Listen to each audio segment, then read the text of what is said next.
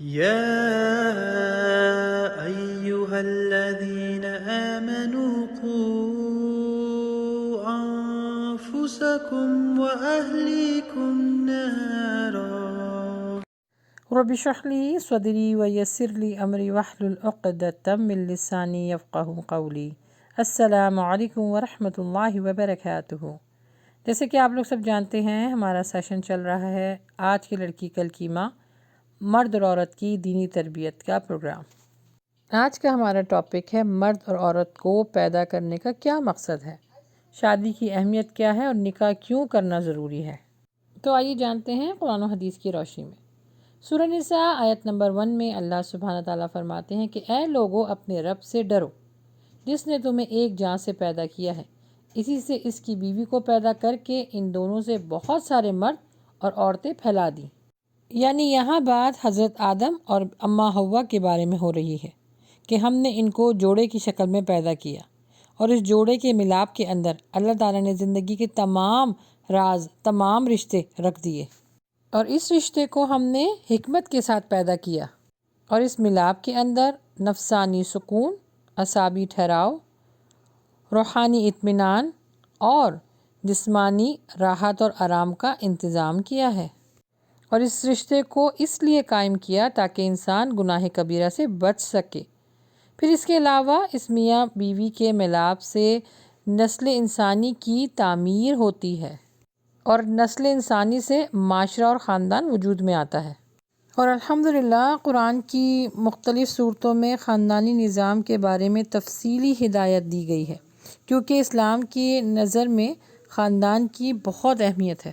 اسی لیے تو اللہ سبحانہ و تعالیٰ نے ہر کسی کے فرائض، واجبات، حقوق رکھے ہیں، اور الحمدللہ دین اسلام ہمیں اس کی پوری تعلیم دیتا ہے۔ یاد رکھیے، ہمیں ایک دیندار نسل اس معاشرے کو دینی ہے، تبھی تو ترقی اور کامیابی کی راہ پر ہم گامزن ہو سکیں گے۔ اور الحمدللہ دین اسلام نے زندگی گزارنے کا مکمل ضابطہ حیات بالکل کھول کے واضح کر کے بیان کر دیا ہے، اور ہر معاملے میں ہر فرد کے لیے اس میں رہنمائی اور ہدایت ہے۔ اور حیران کن بات یہ ہے کہ اللہ سبحانہ و تعالیٰ نے اس دنیا کی جو بنیاد رکھی ہے وہ اسی رشتے پر رکھی ہے، یعنی میاں بیوی کا رشتہ۔ اس سے پہلے کوئی دنیاوی رشتہ تھا ہی نہیں، اور نہ اس کے بعد ہوگا۔ جنت میں بھی صرف میاں بیوی ہوں گے۔ اور دیکھیے حضرت آدم علیہ السلام اور بی بی حوا کو جب پیدا کیا تو ان کے لیے جنت کو پیدا کر دیا، اور اسی کے بعد یعنی اس رشتے کے بعد ہی سارے رشتے بنے ہیں، یعنی میاں بیوی کے بعد ہی آپ ماں باپ بنتے ہیں، چچا، مامی، خالہ، پھپھی، اسی رشتے کی بنیاد پر سارے رشتے قائم ہوتے ہیں۔ اور اللہ سبحانہ و تعالیٰ کو یہ رشتہ بہت پسند ہے، اور شیطان اس رشتے سے بہت نفرت کرتا ہے۔ حدیث میں آیا ہے نا کہ جب شیطان اپنے چیلوں کو بلاتا ہے اور پوچھتا ہے کہ آج کس سے کیا کیا گناہ کروایا، تو کوئی کہتا ہے میں نے زنا کروایا، کوئی کہتا ہے میں نے چوری کروائی، کوئی کہتا ہے میں نے کسی کے ساتھ دھوکہ کروایا۔ وہ اتنا خوش نہیں ہوتا۔ جب ایک چیلا اٹھ کر کہتا ہے کہ میں نے آج میاں بیوی میں جدائی ڈلوائی، طلاق کروائی، تو وہ اس کو اٹھ کر گلے لگاتا ہے اور کہتا ہے آج تو نے مجھے خوش کیا۔ تو اچھی زندگی گزارنے کے لیے میاں بیوی کو کیسا ہونا چاہیے جاننا بہت ضروری ہے۔ اللہ سبحانہ و تعالیٰ نے شادی کی اہمیت یا نکاح کرنے کی اہمیت کیوں رکھی ہے؟ اسی وجہ سے کہ تاکہ تم میاں بیوی ایک دوسرے کے ساتھ راحت، سکون اور خوشی محسوس کر سکو۔ حدیث میں آیا ہے کہ اللہ کے نبی صلی اللہ علیہ وآلہ وسلم نے فرمایا کہ میاں کو جب بیوی اور بیوی کو جب میاں دیکھ کر مسکراتا ہے تو اللہ سبحانہ و تعالیٰ بھی ان دونوں کو رحمت کی نگاہ سے دیکھتا ہے۔ سورہ روم میں اللہ سبحانہ و تعالیٰ فرماتا ہے اور ان کی نشانیوں میں سے یہ ہے کہ اس نے تمہارے واسطے تمہاری جنس کی بیویاں بنائی تاکہ تم کو ان کے پاس آرام ملے، اور تم میاں بیوی میں محبت اور ہمدردی پیدا کی۔ تو یہاں پہ کیا پیاری بات واضح ہو گئی کہ اللہ سبحانہ و تعالیٰ نے مردوں کے سکون کے لیے بیویوں کو پیدا کیا، تو جس چیز سے سکون حاصل کیا جاتا ہے اس کو خیال رکھا جاتا ہے نا۔ ایک اور قرآن کی آیت ہے جس میں ہے تم اس کا لباس ہو اور وہ تمہارا لباس ہے۔ کتنی پیاری مثال دے کے اللہ سبحانہ تعالیٰ سمجھا رہا ہے، کیونکہ دیکھیں انسان ہر چیز کے بغیر رہ سکتا ہے لیکن لباس کے بغیر نہیں رہ سکتا۔ اللہ سبحانہ تعالیٰ فرماتے ہیں کہ میں نے تمہارے لیے میاں بیوی کی تخلیق صرف اس لیے کی تاکہ تم ایک دوسرے سے راحت اور سکون حاصل کرو، اور میاں بیوی کے دل میں ہی محبت اور شفقت ڈالتا ہوں۔ اس آیت میں یہ بھی بتایا گیا ہے کہ میاں بیوی جب ایجاب و قبول کر لیتے ہیں تو اس کے بعد دیکھیں نا، کہاں کا لڑکا کہاں کی لڑکی، لیکن اللہ سبحانہ و تعالیٰ ان کو حکمت کے ساتھ جوڑ دیتے ہیں اور اس کے بعد پھر نکاح کروا دیتے ہیں۔ اور یہ نکاح جو سب سے بڑا اس میں ایلیمنٹ ہے کہ نسل انسانی چلتی ہے، یعنی نکاح کرنے کے بعد اس رشتے میں جو سب سے زیادہ خوبصورتی آتی ہے وہ اولاد کو پیدا کرنے کے بعد آتی ہے، تو یہ رشتہ اولاد کو پیدا کرنے کا بھی سبب بنتا ہے۔ اور اسی طرح اللہ سبحانہ تعالیٰ نے فرمایا قرآن مجید میں کہ ہم نے رسول بھیجے اور ان کے لیے بھی یہی معاملات رکھے کہ ان کو بیویاں دیں، پھر بیویوں کے ساتھ ان کو اولادیں دی گئیں۔ اور یہ بھی حدیث میں ہمیں ملتا ہے کہ اللہ کے نبی صلی اللہ علیہ وآلہ وسلم نے فرمایا کہ جس مرد کے پاس بیوی نہیں وہ محتاج ہے۔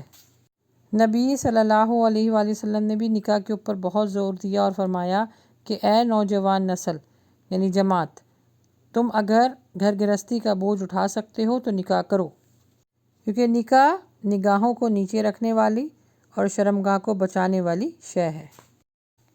تو اس رشتے میں نا انڈرسٹینڈنگ کرنے کی بہت ضرورت ہے، کیونکہ اس رشتے میں اگر محبت اتفاق نہیں ہوگی، انڈرسٹینڈنگ نہیں ہوگا، تو جتنا یہ پیارا رشتہ ہے نا اتنا ہی برا ہو جاتا ہے، اور جتنا مضبوط نظر آتا ہے اتنا ہی نازک ہوتا ہے۔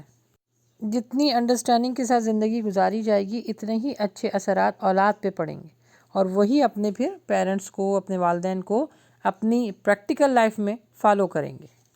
دیکھیے عموماً لوگوں کے یعنی والدین کے بیچ میں لڑائی جھگڑے اور اولاد دیکھتی کہ میں ہمیشہ اپنی ماں کو پٹتے ہوئے دیکھتی ہوں، باپ ہمیشہ غصے میں رہتا ہے، تو پھر اس طرح نا اولاد کے اندر انزائٹی، ڈپریشن اور اس طرح کی کتنی بیماریوں کا شکار ہو جاتی ہے وہ اولاد، احساس کمتری میں آ جاتی ہے۔ تو زندگی کیسے اچھی گزارنی ہے، نبی صلی اللہ علیہ وآلہ وسلم کی انشاءاللہ ہم آگے سیرت پڑھیں گے کہ وہ اپنے ازواج کے ساتھ کس طرح ٹائم گزارتے تھے، کس طرح ان کو اہمیت دیتے تھے۔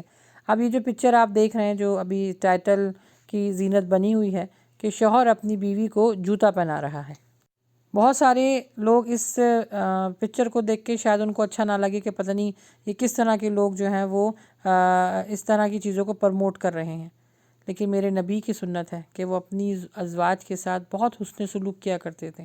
کیا ہمیشہ عورت ہی جوتے پہناتی رہے گی؟ اگر شوہر نے اپنی بیوی کے خیال کے لیے اس کو جوتا پہنا دیا، اس کا خیال رکھ لیا، اس کو نوالا کھلا دیا، تو میں سمجھتی ہوں کہ یہ تو سنت پہ عمل کرنے کے مترادف ہے۔ سنت پر نبی صلی اللہ علیہ وسلم اپنی زوجہ حضرت عائشہ کو نوالا کھلایا کرتے تھے، پھر وہ جہاں سے پانی پیتی تھیں وہیں سے پانی منہ لگا کے پیا کرتے تھے۔ یہ سنت ہے، اور ہمارے معاشرے میں اس سنت کو کتنے غلط رنگ دیا گیا ہے، کیسے کیسے نام دے دیے گئے ہیں کہ اگر بیوی اگر شوہر کا کر رہی ہے تو وہ تو بہت اچھی ہے، لیکن اگر شوہر بیوی کا کر رہا ہے، خیال رکھ رہا ہے، اس کی ٹیک کیئر کر رہا ہے، تو اس کو کہتے ہیں جورو کا غلام، آڑو، پتہ نہیں عجیب سے ناموں سے اس کو پکارا جاتا ہے۔ دین سے دوری کی وجہ سے اور لا علمی کی وجہ سے ہمارے معاشرے میں طلاق کا رجحان بہت بڑھ گیا ہے، طلاق دینا اور لینا آسان ہو چکا ہے، اور یہ صرف اس وجہ سے ہے کہ جو شریعت نے ہمارے اوپر جن چیزوں کو لاگو کیا ہے نا وہ ہم جاننے کی کوشش ہی نہیں کرتے کہ حقوق کس کے ہیں، فرائض کس کے ہیں، کس کو کیسے ادا کرنا ہے، کس طرح ادا کرنا ہے۔ لا علمی ہے، قرآن سے دوری ہے، تو پھر دیکھیں نا معاملہ پھر کہاں سے کہاں نکل جاتا ہے کہ جو اینڈ ہوتا ہے اس رشتے کا وہ طلاق پر ہو رہا ہوتا ہے۔ قرآن مجید میں یہ ضرور ہے کہ اللہ سبحانہ تعالیٰ نے مردوں کو ایک درجہ عورت کے اوپر حاکمیت کے حساب سے زیادہ دیا ہوا ہے، وہ اس وجہ سے کہ عورت کما نہیں سکتی، کمانے کی ذمہ داری مرد کے اوپر ہے۔ عورت گھر میں رہتے ہوئے اپنی ذمہ داری کو پورا کرے اور مرد باہر جا کر۔ لیکن بدقسمتی سے آج کل مسلمان مغربی تہذیب کی تقلید کر رہے ہیں اور قرآن و حدیث کو بالکل پیچھے چھوڑا ہوا ہے۔ نکاح میں اللہ سبحانہ تعالیٰ نے بہت برکت رکھی ہے۔ شادی قدرت کی طرف سے ایک مقدس بندھن ہے، شادی سے دین کی مدد ہوتی ہے، اور الحمدللہ جہاں دین اسلام نے مرد کے حقوق اور فرائض کے بارے میں بتایا ہے وہاں عورت کی عزت اور مقام کے بارے میں بھی تاکید کی ہے۔ اور جس معاشرے میں عورت کی عزت نہیں ہوتی وہ معاشرہ تباہ و برباد ہو جاتا ہے۔ ہاں یہ ضرور ہے کہ اللہ سبحانہ تعالیٰ نے یہ حکم دیا ہے کہ خاندان کے اندر قوام یعنی سربراہ مرد ہوگا، اور یہ مرد کو سربراہ بنانے کا سبب یہ ہے کہ ایک تو مرد کو اللہ نے فضیلت دی ہے اور اس کے اندر وہ انتظامی صلاحیت رکھی ہے جس صلاحیتوں پر وہ خاندان کے نظام کو چلاتا ہے۔ اور عورت کا فطری فریضہ یہ ہے کہ وہ حاملہ بنے، وضع حمل ہو اور پھر وہ بچے کو دودھ پلائے، اور مرد عورت کے ملاپ کا جو ثمر ہے وہ ان کی اولاد ہے، اور پھر اولاد کی ذمہ داریاں بھی ہیں۔ الحمدللہ اللہ نے بہت انصاف کا معاملہ رکھا ہے مرد اور عورت کے درمیان۔ مرد جو ہے وہ باہر کا انتظام سنبھالتا ہے اور عورت گھر سنبھالتی ہے۔ یہی وجہ ہے کہ عورت کے اندر نا نرمی ہوتی ہے، جلدی متاثر ہو جاتی ہے، تو بچوں کی ضروریات کو فوراً سمجھتی ہے، اور اس کے برعکس مرد جو ہے وہ بالکل اپوزٹ ہوتا ہے۔ تو اللہ سبحانہ تعالیٰ نے دونوں جگہ بیلنس رکھا ہوا ہے، اور اللہ سبحانہ تعالیٰ نے مرد اور عورت کو پیدا ہی اس وجہ سے کیا ہے کہ وہ ایک دوسرے سے سکون حاصل کریں۔ اس سکون کے نتیجہ کیا ہے؟ اولاد ہونا۔ یہ یاد رکھیے گا، مرد اور عورت کے اندر اگر سکون، محبت، اتفاق پائی جاتی ہے تو اس کا جو نتیجہ ہوتا ہے وہ اولاد ہوتی ہے۔ اور اگر اسی کو ہم کنٹینیو کریں گے تو جب ہم اپنے بچوں کی تربیت اچھے اور پرسکون ماحول میں کریں گے تو آگے جا کر انہوں نے بھی ماں باپ بننا ہے، تو جو کچھ وہ آپ سے سیکھیں گے وہی وہ آگے ٹرانسفر کریں گے۔ تو اس کے لیے ضروری ہے کہ چاہے آپ والدین ہوں چاہے آپ اولاد ہوں، جب دین کی پالیسیز اور اچھے خاندان کی بہترین نشوونما کے سلسلے میں اسلامی نظام زندگی کو سامنے رکھیں گے تبھی فلاح پائیں گے، کامیابی پائیں گے۔ بس اسی چیز کو ہمیں مد نظر رکھنا ہے کہ ہمیں کس طرح اپنے بچوں کو، اس معاشرے کو ایک اچھا مسلمان دینا ہے، اور یہ چیز انشاءاللہ ہم اسی پلیٹ فارم سے سیکھیں گے کہ مرد اور عورت کی دینی تربیت کیسے ہوتی ہے، ماں کو ماں کیسے ہونا چاہیے اور باپ کو باپ کیسا ہونا چاہیے۔ تو بس اس دنیا میں آنے کا مقصد پہچانیے، چاہے وہ مرد ہو چاہے وہ عورت، اپنی اپنی ذمہ داری اور فرائض کو اسی طریقے سے نبھائیں جیسے ہمیں قرآن و حدیث بتاتا ہے۔ بس اللہ سبحانہ تعالیٰ ہمیں نیک عمل کرنے کی توفیق عطا فرمائے، آمین۔ انشاءاللہ نیکسٹ لیکچر ہم آپ کے ساتھ جو لے کر آئیں گے وہ بھی ٹاپک بہت اہم ہے کہ رشتہ کرتے وقت کن کن چیزوں کا خیال رکھنا ہے انشاءاللہ۔ دعاؤں میں یاد رکھیے گا۔ وآخر دعوانا ان الحمد للہ رب العالمین۔